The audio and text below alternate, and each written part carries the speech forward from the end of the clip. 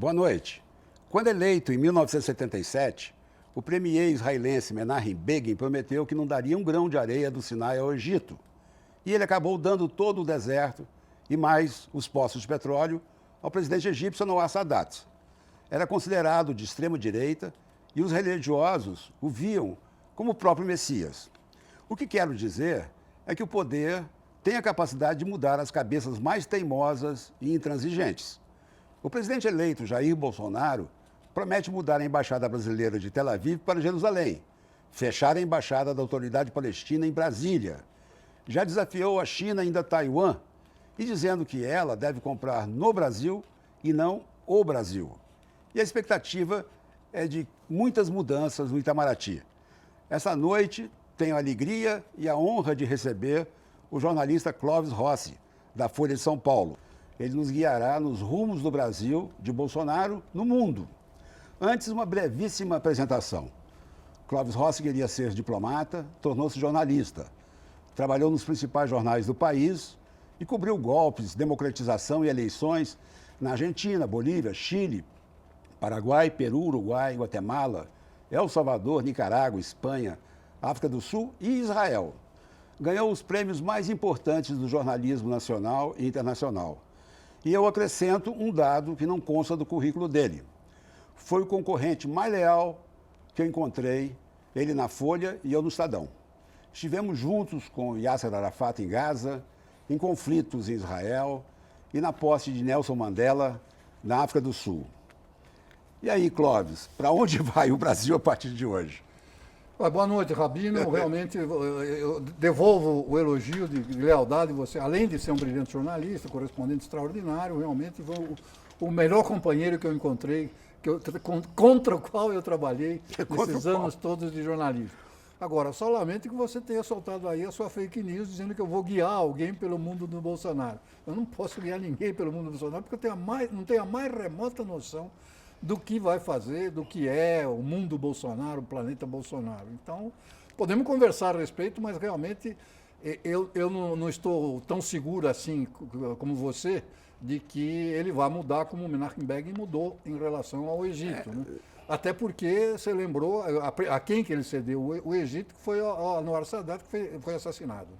O que é um mau sinal. Para quem que pretende mudar, o parceiro é assassinado, é melhor você não mudar, né, se for esse o antecedente histórico. Mas eu acho que, provavelmente, pelo que me dizem os velhos diplomatas do Itamaraty, que não têm necessariamente contato com ele, que a política externa brasileira tem uma linha tão tradicional, que vem desde a ditadura, passa pelo Fernando Henrique, pelo Lula, com apenas modulações aqui e ali. Parece difícil que você vá mudar, né, agora com esse governo. Né? Não vejo muito por onde mudar, exceto no caso que você já mencionou da transferência da Embaixada Brasileira de Tel Aviv para Jerusalém, o que vai nos passos do Trump, mas vai criar um problema com o mundo árabe muçulmano. Né? São 1,8 bilhão de pessoas e o Brasil é o maior exportador de carne halal para esse tipo de mundo. Né? E você vai... o que eu disse, Clóvis, é que uma mudança que era inimaginável na cabeça do Menachem Begin acabou acontecendo. Eu acho que o poder pode fazer com que Bolsonaro desista de um passo tão audacioso como esse de mudar a embaixada de Tel Aviv para Jerusalém. O Paraguai mudou e voltou atrás.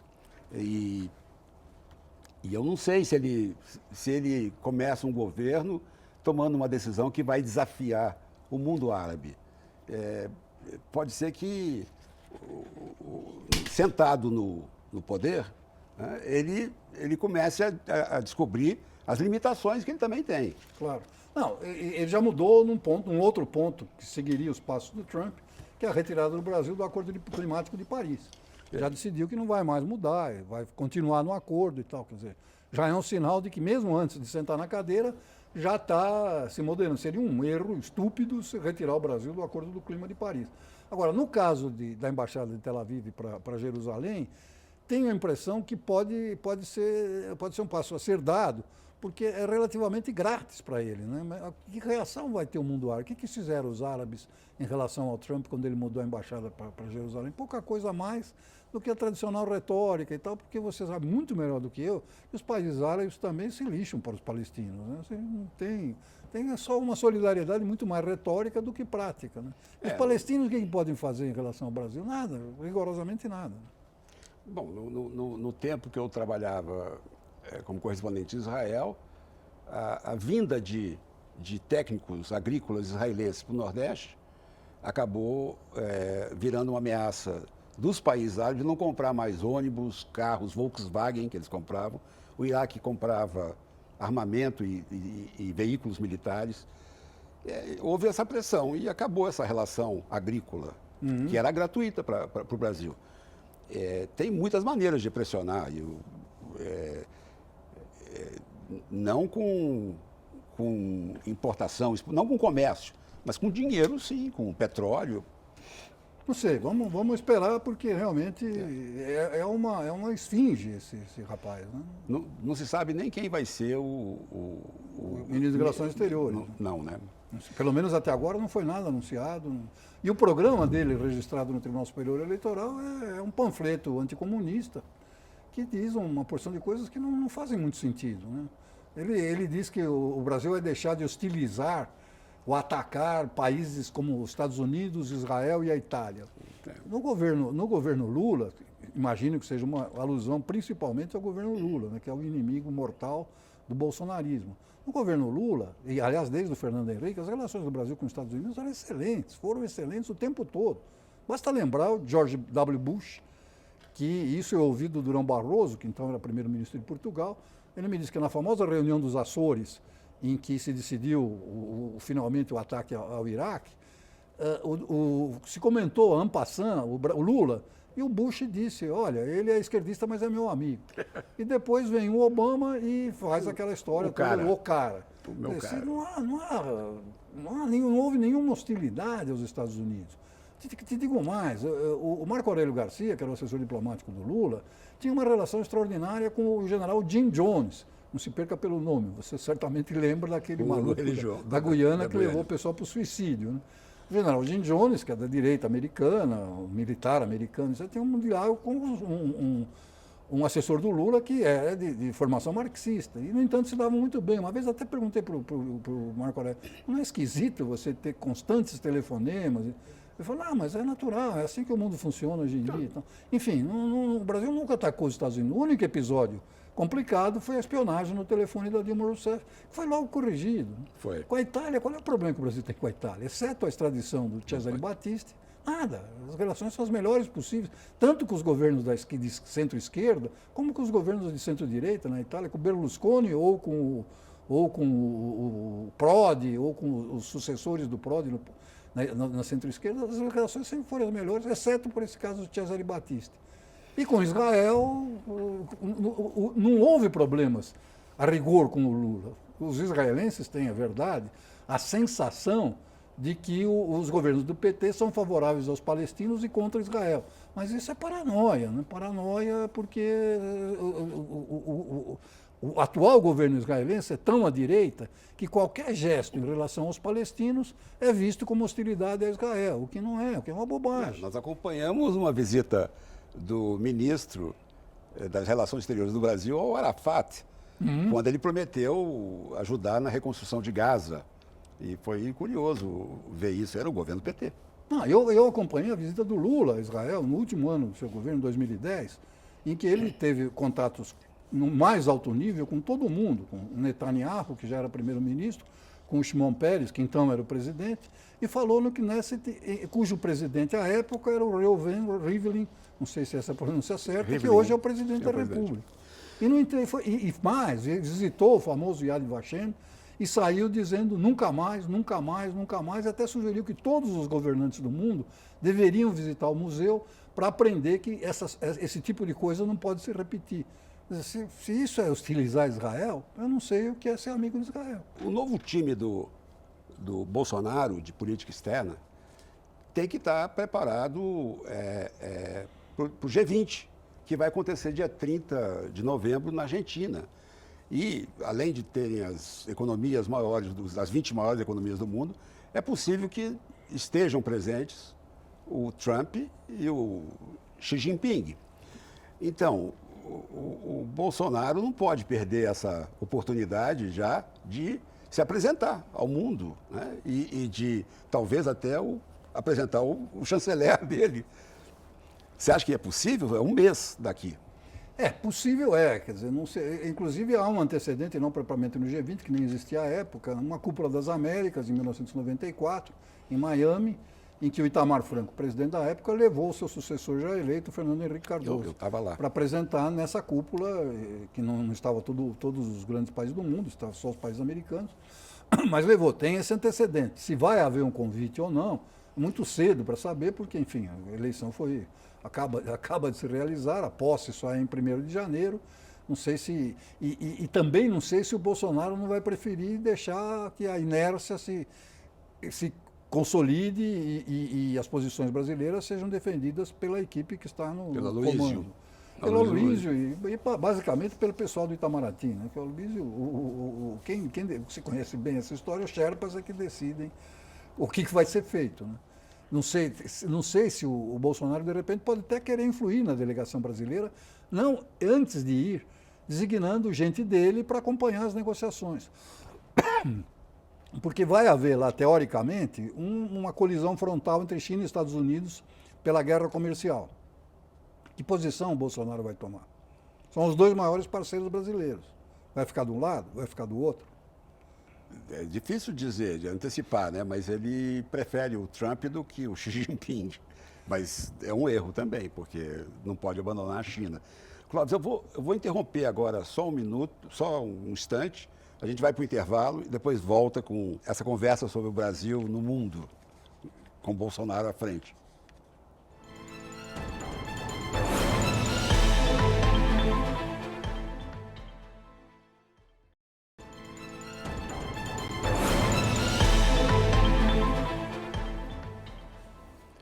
Um olhar sobre o mundo está de volta com o jornalista Clóvis Rossi, da Folha de São Paulo. Clóvis, se o Brasil reconheceu a Palestina, a Autoridade Palestina, em 2010, como é que pode se processar o desejo de Bolsonaro de fechar a embaixada da Palestina em Brasília? É complicado, né? Porque o reconhecimento da Palestina segue uma longa tradição da diplomacia brasileira, que antecede muito aos governos do PT, ao governo Fernando Henrique, até antecede, na verdade, o período democrático, que é de tentar se equilibrar aí, mais ou menos, entre as posições dos palestinos e as posições israelenses, né? Defendendo a morte, a ideia de 2 estados, né? Que hoje está meio caindo do mapa, né? E você parar com esse equilíbrio e optar claramente, definitivamente pelo lado israelense, vai certamente criar problemas e vai ser difícil de operar, né? Agora, se vai ser feito ou não, eu tenho a impressão que a pressão, parece que há uma pressão do mundo evangélico, menos de Israel e mais do mundo evangélico, para que se faça essa transferência por questões religiosas, não geopolíticas, estratégicas, nem nada. Se for esse caminho que parece que está crescendo no mundo todo, né, esse radicalismo religioso, etc., de repente vai se fazer a mudança e pagar para ver qual vai ser a reação do mundo árabe, né? O próprio Bolsonaro fez o roteiro evangélico em Israel, foi ser batizado outra vez no Rio Jordão, né? Uhum. E tem fotos dele lá dentro. Não, e é comum aparecer com a bandeira de Israel, enfim, é realmente E combina com a atual característica do governo israelense, que é de extrema-direita. Claro, e também o fascínio por armas. Israel é um país Sim. ultra sofisticado em armamentos. Agora, eu li outro dia, nesse fim de semana mesmo, no Times of Israel, uma reportagem sobre os judeus brasileiros, mostrando que estão absolutamente divididos em relação não só ao Bolsonaro, como essa ideia de transferir a embaixada de Tel Aviv para Jerusalém. É uma grande divisão, ou seja, não vai ser internamente no mundo judaico, no mundo brasileiro judaico, que você vai ter apoio unânime e nem pressão para que essa mudança se faça. Os judeus se dividem sempre. Nas eleições americanas, metade fica com um candidato, metade com outro. Eu acho que isso já é estratégia de Israel. Trazendo sobrevivência. A gente está se apegando a deixas da própria turma do Bolsonaro. Então, eu vou lembrar aqui que o vice Hamilton Mourão, ele disse que o Brasil errou ao se aliar à mulambada, como ele se referiu aos países da África, né? Tudo indica que vários postos abertos por Celso Amorim também deverão ser fechados. Isso é o que a gente vê nas declarações feitas até agora. Você tem mais alguma coisa sobre isso? Olha, eu conversei sobre isso com alguns veteranos diplomatas que me disseram, eu não fui depois conferir, que não tive tempo para isso, que as relações do Brasil com a África, na verdade, antecedem até a ditadura militar, né? Me parece que a primeira embaixada na África foi aberta em 1958, salvo erro de memória, portanto, no governo Juscelino Kubitschek, não é isso? 58, governo Juscelino Kubitschek. E a partir daí foi crescendo paulatinamente o relacionamento. E tem um detalhe relevante aí nessa coisa do Bolsonaro, que a ditadura que ele tanto defende foi o primeiro país, durante o governo da ditadura, que reconheceu o governo de Angola do MPLA, o Movimento Popular pela Libertação de Angola, definidamente como marxista-leninista. No entanto, a ditadura militar foi a primeira a reconhecer esse tipo de governo. Quer dizer, há uma linha de continuidade. Claro que no governo Lula, Amorim, etc. tal, aumentou muito isso, mas não é uma coisa, não foi inventada pelo Amorim nem pelo Lula. É uma continuidade de uma política tradicional do Itamaraty, que sempre teve essa coisa de terceiro mundo, né? A ditadura teve problemas com os Estados Unidos, rompeu o acordo militar com os Estados Unidos por causa da compra de coisas nucleares na Alemanha. Né? Então, não há razão para ver na política do governo Lula uma coisa esquerdista, realmente. Então, eu volto a citar o caso das relações com os Estados Unidos. Foram sempre as melhores possíveis durante o governo Lula e mesmo durante o governo Dilma. Agora, eu não me lembro se foi na própria Folha que eu li uma reportagem sobre as últimas embaixadas que o Brasil tinha criado na África. E a reportagem mostrava muitas delas vazias ou não concluídas. Eu acho que o Mourão poderia estar se referindo a essas, que foram as últimas e parece que não estão ativas. Olha, eu li um post de um diplomata cujo nome me escapa, propondo, sem discussão ideológica, geográfica, nem nada, propondo uma completa reformulação do Itamaraty, porque, na opinião dele, há abusos, e eu acho que, de fato, há abusos que não tem nada a ver com geopolítica, Sim, esquerda, direita. Claro. Você não tem sentido você ter, por exemplo, 3 embaixadores em Paris, um para a Unesco, um para a França, outro para não sei mais o quê. Na Itália você tem embaixador para a FAO, tem embaixador para o governo da Itália, tem embaixador para o Vaticano. Nem os Estados Unidos têm isso. Então, há realmente desperdício, há necessidade de você, ainda mais numa situação crítica das contas públicas como está o Brasil hoje, você tem realmente essa necessidade. Agora, se você fizer isso por critérios por critérios ideológicos, aí acho um erro, porque o próprio Bolsonaro disse, e acho que repetiu ontem, que o Brasil vai ter relações com o mundo todo, que é uma tradição da diplomacia brasileira. Né? O Brasil se orgulha de ser um global partner. Né? Para que você vai agora estreitar essas coisas e tal? Que vai ter problemas com a Venezuela, sem dúvida nenhuma, e é necessário que tenha, porque o PT cometeu erros brutais ao sustentar, apoiar e não se manifestar em relação à ditadura venezuelana, que é um desastre completo. Achei curioso que o Maduro mandou felicitações para o Bolsonaro. É da praxe diplomática, né? Enfim, vai fazer o quê? Provavelmente o Bolsonaro mandaria para ele quando ele foi eleito fraudulentamente há alguns anos atrás. Agora, eu vi todos os jornais latino-americanos hoje e do Caribe. E eu fui ver o Granma de Cuba também.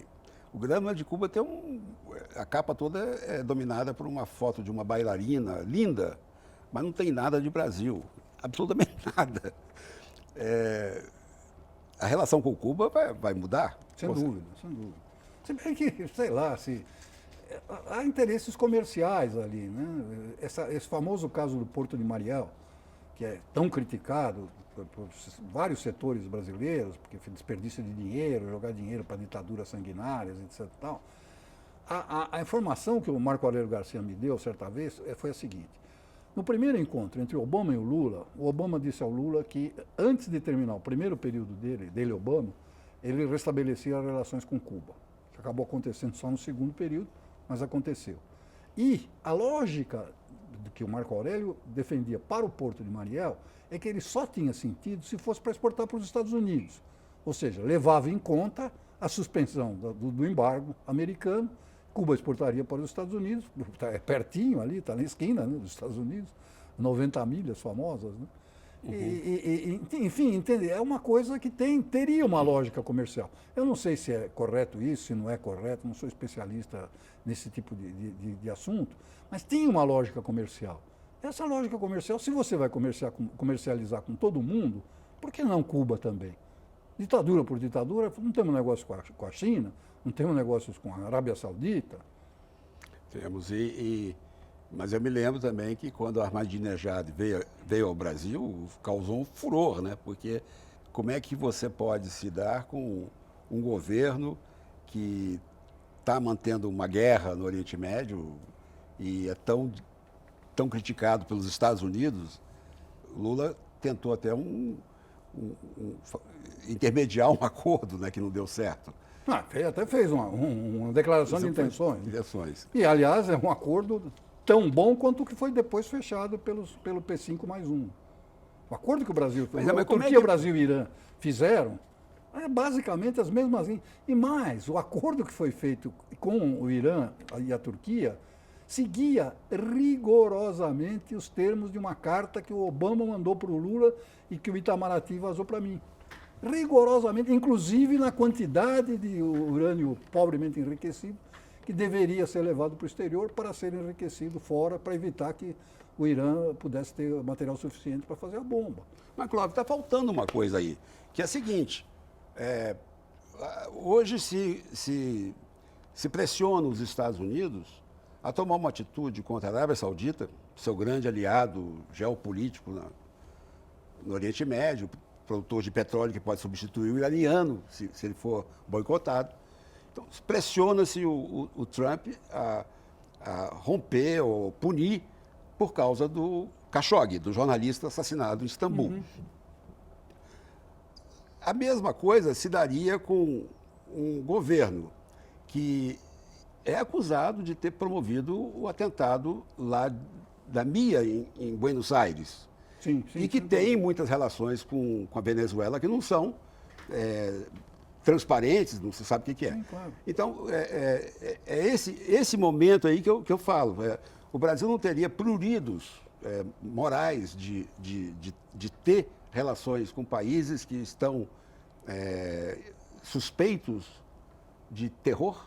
Sim, deveria. Deveria. Se dependesse de mim, eu romperia relações com todos os países que não são democráticos.